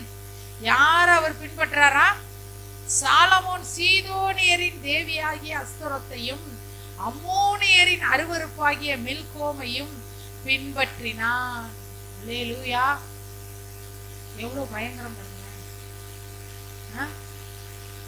ஏபோத்தை தரித்து கொண்டு வீதியிலே நடனம் ஆடினாரு அப்பா. மகன் அதே வீதியில நடந்து எங்க போறாரு? கோயிலுக்கு போறாரு. அல்லேலூயா. இந்த சாலமோன் நமக்கு நல்ல ஒரு முன் உதாரணம். நாம எப்படி வழுவி போயிடக்கூடாது. சர்ச்சு கட்டுறது பெரிய விஷயம் இல்லை, கோயில் கட்டாம இருக்கணும், அதுதான் பெரிய விஷயம். சர்ச்சை கட்டிட்டோம் அப்படின்றது கிடையாது. இவர் சர்ச்சையும் கட்டினாரு, வேற என்னத்தை கட்டினாரு? மூளைக்கு. ஆமா, இதெல்லாம் அவர் ஏன் செய்யறாரு அப்படின்னா, யாருக்காக செய்யறாரு? இப்படியே தங்கள் தேவர்களுக்கு தூபம் காட்டி பலியிடுகிற அந்நிய ஜாதியாரான தன் ஸ்திரீகள் எல்லாருக்காகவும் செய்தார். அந்நிய ஜாதியாரையானிய ஸ்திரீகள் எல்லாருக்காகவும் செய்தாரு. அதுக்கப்புறம் 9வது வசனம், ஆகையால் இஸ்ரவேலின் தேவனாகிய கர்த்தர் சாலமோனுக்கு 2 விசை தரிசனமாகி. கரங்களை தட்டி கர்த்தருக்கு நன்றி சொல்லுவோமா? ஆண்டவரை ஒருத்தர் கூட கை நீட்டி குற்றம் சொல்ல முடியவே முடியாது. 2 தடவை தரிசனம் ஆகிறாரு. 2 விசை தரிசனமாகி அந்நிய தேவர்களை பின்பற்ற வேண்டாம் என்று கட்டளையிட்டு இருந்தும் அவன் கர்த்தரை விட்டு தன் இருதயத்தை திருப்பி, கர்த்தரை விட்டு எகிப்துக்கு எப்படி அவங்க திரும்பினாங்களோ இவரு இருதயத்தை என்ன பண்ணிட்டாரு? திருப்பி அவர் கற்பித்ததை கை கொள்ளாமல் போனது நிமித்தம் கர்த்தர் அவன் மேல் கோபமானார். அல்லேலூயா. ஏங்க கோபமானாரு? அவர் தான் எவன் மேல் கிருபையா இருக்க சித்தமா தானே இருப்பாரு. ஏன் கோபமானாரு? எதுக்கு? வாய்ப்புகளை தான் ஆண்டவர் கொடுப்பாரு. ஆண்டவர் ஒரு மந்திரவாதி அல்ல. மந்திரம் பண்ணி இந்த பொண்ணு மனசை எனக்கு மயக்கி கொடு அப்படின்னு எவனாச்சும் போய் சொன்னா, பொண்ணு மனசை மயக்கி கொண்டு வந்து மடியில போடுற மந்திரவாதி அல்ல ஆண்டவர். வாய்ப்புகளை ஏற்படுத்துவார், அது நீதியான முறையில ஏற்படுத்துவார். வாய்ப்புகளை பயன்படுத்தி கர்த்தரை பின்பற்றி வந்தால் பிழைக்கலாம். வாய்ப்புகளை பயன்படுத்தி கர்த்தரை பின்பற்றாம பின்னானதெல்லாம் பார்த்துக்கிட்டு போனது வந்ததெல்லாம் யோசிச்சுக்கிட்டு தேவையில்லாததை பேசிக்கிட்டு, நிறைய பேர் என்கிட்ட ஒரு சிலர் வந்து சொல்லுவாங்க, எங்க வீட்டுல பிரச்சனைங்க அப்படிங்க எப்படிங்க. நான் சொல்ற முதல் வார்த்தை, நீங்க விட்டு கொடுத்துருங்க அப்படின்னு சொன்னா அவனே என்ன இவங்க இப்படி சொல்றாங்க. அதுதான், வேற வழி இல்லை. சும்மா கதை கேட்டுட்டு இருக்கிறாங்களா? இங்க நேரம் இல்லை. கதையெல்லாம் உட்காந்து என்ன செய்யறது இல்லை, கேட்கறதில்ல. வந்து நாங்க அன்னைக்கு ஊருக்கு போயிருந்தோமாங்க, நானும் எங்க குடும்பம் எல்லாருமே பஸ்ல ஏறினோமாங்க, பாருங்களேன் டிக்கெட் அவங்களுக்கு மட்டும் எடுத்துக்கிட்டாங்க, எனக்கு எடுக்கலங்க. போன வாட்டி ஊருக்கு போனப்ப நான் இந்த கதை ரொம்ப முக்கியம், இதை நான் கேட்டு நான் பரலோகம் போகணும். நான் கேட்கவே மாட்டேன். அவங்க உங்களுக்கு எடுக்கலன்னா என்னங்க, நீங்க எடுத்துருங்க டிக்கெட்டை. அவங்க உன்னை கூப்பிடலன்னா என்னங்க, நீங்க கூப்பிட்டுருங்க. அவங்க உங்களை திட்டினா என்னங்க, நீங்க மன்னிச்சிருங்க. அவங்க உங்களை அடிச்சா என்னங்க, நீங்க அவங்களுக்காக ஜெபம் பண்ணுங்க. கதை போய் சொல்லிக்கிட்டே இருக்கக்கூடாது. வந்து வள வள வள வள வள வள வளன்னு போனேனா வந்தேனா இறங்கினா சாட்சி சொல்ல சொன்னாலும் அப்படிதான். எங்க பிள்ளைங்க ஃபர்ஸ்ட் மார்க் எடுத்துருச்சு, கர்த்தருக்கு ஸ்தோத்திரம். ஸ்டேட் ஃபர்ஸ்ட் வந்துருச்சு என் பிள்ளை. அப்ப எப்படி சாட்சி சொல்லணும்? கர்த்தருக்கு ஸ்தோத்திரம், ஆண்டவருடைய மகா பெரிய கிருபையினால என் பிள்ளை ஸ்டேட் ஃபர்ஸ்ட் வந்துருச்சு. ஓகே, கர்த்தருக்கு ஸ்தோத்திரம். என் பிள்ளை முதல் தடவை பாடல பாஸ் ஆனிச்சு. அப்ப இன்னொரு பிள்ளையோட அம்மா வந்து என்கிட்ட கேட்டாங்க, என்ன நீங்க பிள்ளை வளர்க்குறீங்க? அப்படியே நொறுங்கி போனேன். அது இன்னொரு பிள்ளை பார்த்தீங்கன்னா மாசம் 5000 ரூபாய் கொடுத்து டியூஷன் படிச்சிச்சு. ஆண்டவரே எங்களுக்கு வழி இல்லையேன்னு வேதனைப்பட்டேன். ஐயோ, இந்த கண்ணீர் கதையை கேட்கறதுக்கு சாட்சியே சொல்ல வேண்டாம்னு சொல்லிடலாம். சாட்சியே வேண்டாம், விட்டுரு. வெற்றியே பெருசா சொல்ல மாட்டாங்க. ஸ்டேட் ஃபர்ஸ்ட் வந்துருச்சு, அல்லேலூயா, கர்த்தர் என் பிள்ளைய ஸ்டேட் ஃபர்ஸ்ட் வர வச்சார். ஃபீஸ் கட்ட முடியல, டியூஷன்ல சேர்க்கல, என் பிள்ளை டியூஷனுக்கு போகல. அவங்க எல்லாம் வந்து என் பிள்ளைய அப்படி சொன்னாங்க, இவங்கெல்லாம் என் பிள்ளை ஆட்டோல போல, என் பிள்ளை நடந்தே போச்சு. ஐயோ, ஆண்டவர் சொல்லுவாரு, ஏன்டா ஸ்டேட் ஃபர்ஸ்ட் வர வச்சோன்னு தெரியல, பேசாம பாடல பாஸ் ஆனா அமைதியா சேர்ல உட்காந்துட்டு போயிருக்கும். ரொம்ப தப்பு பண்ணிட்டமே ஆண்டவரை ஃபீலிங் குள்ள கொண்டு போய் என்ன செஞ்சுருவாங்க, தள்ளிடக்கூடாது. இவர் சாலமோன் நமக்கு நல்ல ஒரு முன் உதாரணம். நம்ம ஜெபிக்க போகிறோம், கொஞ்ச நேரம் லேட் ஆனாலும் கர்த்தருடைய வார்த்தைக்காக தானே லேட் ஆனிச்சு. ரேஷன்ல போய் எவ்வளவு நேரம் லேட் ஆகுது. ஒரு சிலர் ரேஷன்ல நிக்கிறது ஒரு நாளைக்கு பிடிக்கணும்னு இருக்கேன், ரேஷனுக்கு போகணும். நான் போறது இல்லை. சர்ச்சுக்குள்ள ஒர்ஷிப்ல நிக்க முடியாது, கால் வலிக்குது. ரேஷன்ல பொங்கல் பரிசு வேஸ்டி கொடுக்குறான்னா போய் நிக்கிறது. அங்க நிக்க தெரியுதுல, இங்க நின்னா என்ன? உட்கார முடியாத, கீழே உட்கார சொன்னா கால் வலிக்குது, எங்களால கீழே உட்கார முடியாது. ஒரு சிஸ்டர் மாட்டிக்கிட்டாங்க. அப்படி என்கிட்ட புதன்கிழமை ஜபம் முன்னாடிதான் கீழே தான் உட்காருவோம். சேர் 2 வருஷம் தான் இருக்கும். இப்பதான் போ எல்லாத்துக்கும் போட்டு விட்டுருவோம். நம்ம நரகத்துக்கு போற மாதிரி ஆயிரும் அப்புறம். அதனால எல்லாருமே சேர்லயே உட்காருப்போ அப்படின்னு விட்டாச்சு. கீழே உட்காருனா சேரை போட்டா கீழே உட்கார்ந்தாதான் ஆவி வரும்ன்றது. சரி, கீழே உட்காருனா கீழே உட்கார்ந்தா கால் வலிக்குதுன்றது. திடீர்னு ஒருத்தவங்க வீட்டுக்குள்ள போயிட்டு அருவமனையில சக்கு சக்கு சக்கு சக்குன்னு கீழே உட்காந்து அழுதிட்டு இருக்காங்க. நான் கேட்டேன், ஏமா சர்ச்சில் கீழே உட்கார முடியலன்றீங்க, இப்ப எப்படி அருவமனை? அது ஒரு அரை மணி நேரம் அந்த மாதிரி சர்ச்சில் வந்து உட்கார கீழே. இது நம்மளுக்கு டென்ஷன் ஆகுது. அதனாலதான் எல்லாருக்குமே சேர்ப்போம், உட்காந்துக்கும் சேர்ல உட்காந்து. ஏன் கீழே கீழே கீழே? கர்த்தருக்காக கர்த்தருடைய காரியங்கள்ல நம்ம எப்படி இருக்கோம்? நம்ம ஜெபம் பண்ணி, ஏன்னா 1/4 மணி நேரம் போறதுனால ஒண்ணும் இல்லை. அங்க போய் வெயிட் பண்றோம்ல, ஒரு ஆஸ்பத்திரிக்கு போனா டாக்டரை பார்க்க அங்க போட்டிருக்கோம் பார்வை நேரம் மாலை 6 மணி முதல் 9 மணி வரை. டாக்டர் 7:30 தான் உள்ள வருவான். போய் டாக்டரை கேளு, ஏன் 6 போட்டிருக்கீல, ஏன் 7 மணிக்கு வந்த? 1 மணி நேரம் என் டைம் வேஸ்ட் ஆச்சுன்னு கேட்கணும். அங்க கேட்கறது ஏன்னா அவருக்கு காசை வாங்கிட்டு ஊசியை போடுறாரு. நீங்க சும்மா வசனத்தை பிரசங்கம் பண்றதுனாலதான் உட்கார்றதுக்கு எப்படி இருக்குது? 1/4 மணி நேரம் போனா என்ன? கர்த்தருடைய வார்த்தைகளுக்காக போறோம். இன்னைக்கு என்ன கேட்டிருக்கோம்? இயேசுவை பின்பற்றணும். பின்னான வகையில என்ன செய்யக்கூடாது? பார்க்கக்கூடாது. போன கதை வந்த கதையெல்லாம் பார்க்கக்கூடாது. அன்னைக்கு நடந்தது போனது வந்தது, அவங்க செஞ்சது இவங்க செஞ்ச. பிள்ளைகளுக்குள்ள நல்ல விதைகளை விதைக்கணும். பிள்ளைகளுக்குள்ள கெட்ட விதையை விதைக்க கூடாது. அவங்க சரியில்லை, நான் கஷ்டப்பட்ட காலத்துல உன் பெரியப்பங்காரன் பாரு என்னை கண்டுக்கவே இல்லை, அந்த ஆள் கூட்டாடி போகாதான்னு சொல்லக்கூடாது. அன்னைக்கு கூட டானி யாரையும் சொன்னான், எனக்கு மறந்து போச்சு, யாருக்கும் சொன்னான்ல செய்யணும்னு என்னமோ சொன்னான். ஆனா அவங்க பாத்தீங்கன்னா நமக்கு பயங்கர எகென்ஸ்ட்.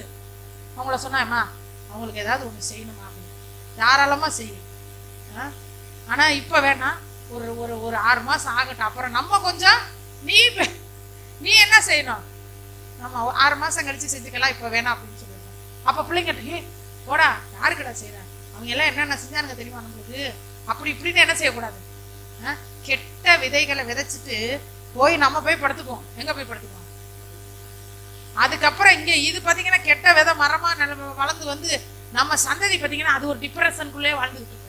அதுக்கு நல்ல காரியங்களை நல்ல விதை என்ன செய்யணும், எல்லாரையும் நேசிக்கணும்னு சொல்லி கொடுக்கணும். அங்க போகாத இங்கே போகாத, அவங்கள்ட்ட பேசாத இவங்கள்ட்ட பேசாத, அப்படி சொல்லி கொடுக்க கூடாது. அத்தை வந்தா அத்தையை போய் பார்க்காத, அத்தையை போய் பேசாத, உங்க பெரியப்பட பேசாத, உங்க அப்பாயிட்ட போகாத, உங்க தாத்தாட்ட போகாத.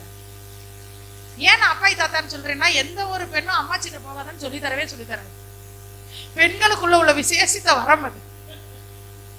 பெண்களுக்குள்ள உள்ள விசேஷித்த வரம், தேவன் அருளிய கிருபை. எந்த பொண்ணாவது அம்மாச்சிட்ட போகாதன்னு சொல்லுமா? ஆனா அப்பாயிட்ட போகாதன்னு சொல்லுவோம். உங்க அப்பாயிட்ட போகாத, அந்த பொம்பளைகிட்ட போகாத, உங்க தாத்தாட்ட போகாத, ஓ அப்பாட்ட அனுப்புற, ஓ அம்மாட்ட அனுப்புற. இதெல்லாம் விட்டாதான் இயேசுவோட நடக்க முடியும். இயேசு கையை இந்த கையில புடிச்சுக்கிட்டு, இந்த கையில விரோதம், மாய்மானம், கசப்பு, வெறுப்பு, பெருமை இதை புடிச்சுக்கிட்டு வந்தா இயேசுநாதர் கையை உதறிட்டு ஓட்டமா ஓடிடுவார். அல்லேலூயா. நம்ம எல்லாரும் எழுமி ஜெபிக்க போகிறோம். முதலாவது, தேவனுடைய ராஜ்யத்தையும் அவருடைய நீதியையும் தேடுங்கள், அப்பொழுது எல்லாம் உங்களுக்கு கூட கொடுக்கப்படும் என்று சொன்னீரேன். உங்களுடைய ராஜ்யத்தை எப்படி தேடுவது? ஒரு இடத்துல நின்றக்கூடாதுன்னு சொல்லி இந்த நாள்ல ஆண்டவர் சொல்லுகிறார். ஆவிக்குரிய வாழ்க்கைன்றது ஓடிக்கிட்டே இருக்கணும், நடந்துகிட்டே இருக்கணும், அசைஞ்சுக்கிட்டே இருக்கணும், நகர்ந்துகிட்டே இருக்கணும், நின்றக்கூடாது. ஒரு இடத்துல அப்படி நின்றுச்சு அப்படின்னா அசுத்தம் வந்துடும். ஒரு இடத்துல நின்றுச்சுன்னா நாற்றம் எடுக்க ஆரம்பிச்சிடும். ஓடிக்கிட்டு இருக்கிற ஆறு அநேகரை போஷிக்கும். ஓடுகிற ஆறு அநேகரை போஷிக்கும். நிக்கிற ஆறு ஒன்றுக்கும் உதவாது. ஆண்டவரே, இந்த நாளில் நான் ஓடுகிற ஆறாக நான் இருக்கணும். ஆண்டவரே, பரவி பாய்கின்ற ஆறு, பரவி பாய்கின்ற ஆறுகள் நான் தானே, நதியோரம் மலருகின்ற தோட்டமும் நான் தானே, நதியோரம் மலருகின்ற தோட்டமும் நான் தானே, வாசனை தருகின்ற சந்தனமும் நான் தானே, வாசனை தருகின்ற சந்தனமும் நான் தானே, நான் தானே, நான் தானே. இன்று முதல் நீர் என்னை ஆசீர்வதிப்பீர், எல்லையில்லா நன்மைகளால் நிரப்பிடுவீர்.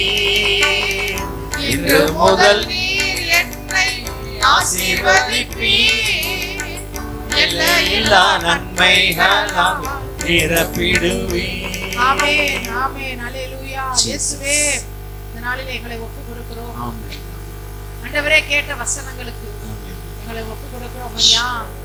இயேசுவின் நாமத்தினாலே தேவனுடைய கிருபையை அளவில்லாமல் பெற்ற தாவீது, தாவீதுக்கும் அவன் சந்ததிக்கும் சதா காலமும் கிருபை செய்வேன் என்று சொன்ன ஆண்டவருடைய வார்த்தையை பெற்ற தாவீது, அவன் சந்ததியிலே ஒரு மனிதன் ஆண்டவரோடு நடக்க முடியாம போயிட்டான்.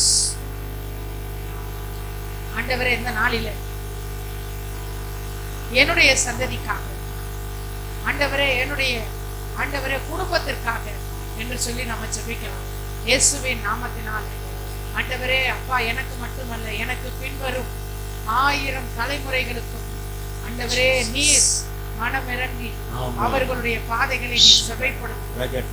கர்த்தர் கொடுக்கிற வாய்ப்புகளை பயன்படுத்த ஆண்டவரே எங்கள் சந்ததிக்கு நீர் உதவி செய்யும். தகப்பனே, ஓடுகிறவர்களாய் நாங்க இருக்கணும். ஆண்டவரே, கர்த்தருடைய காரியத்துல ஒரு இடத்துல தேங்கி நின்று போகாமல், பின்னிட்டு பாராமல், இயேசுவுக்காக, அவர் கொடுக்கிற நித்திய ஜீவனுக்காக, அவர் கொடுக்கிற முடிவில்லாத வாழ்க்கைக்காக இந்த அற்பமான காரியங்களை நான் மனசுல தூக்கி வச்சுக்க மாட்டேன்.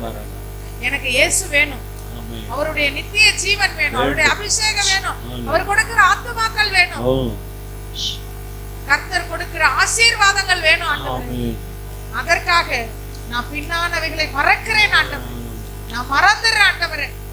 முன்னானவைகளை நாடி, இயேசுவை நாடி ஆண்டவரே நடக்க எங்களுக்கு உதவி செய்யும். உடைய கரத்திலே ஒப்புக்கொடுக்கிறோம். பிதா, குமாரன், பரிசுத்த ஆவியாகிய திரியேக தேவனே, மாலை வெளியில வந்திருக்கிற எல்லாருமே கர்த்தருடைய கரம், கர்த்தருடைய ஆசீர்வாதத்தை நிழல் இறங்கும்படி ஜெபிக்கிறோம். செய்ய போறதற்காக ஸ்தோத்திரம். இயேசுவின் நாமத்தில் ஜெபிக்கிறோம் பிதாவே. ஆமென் ஆமென். ஆத்துமாவே கர்த்தரை ஸ்தோத்திரி, என் முழு உள்ளமே அவருடைய பரிசுத்த நாமத்தை ஸ்தோத்திரி. ஆத்துமாவே கர்த்தரை ஸ்தோத்திரி, கர்த்தர் செய்த சகல உபகாரங்களையும் மறவாது. நம்முடைய கர்த்தராகிய இயேசு கிறிஸ்துவின் கிருபையும் பிதாவாகிய தேவனுடைய அன்பும் பரிசுத்த ஆவியானவரின் ஐக்கியமும் ஆளுகையும் ஜெயமும் பாதுகாப்பும் இன்றும் என்றும் சதா காலங்களிலும் நம் அனைவரோடும் இருப்பதாக. ஆமென். ஹல்லேலூயா. தொடர்ந்து கர்த்தருக்காக ஓட உங்களுக்கு வேண்டிய கிருபையும் பலனையும்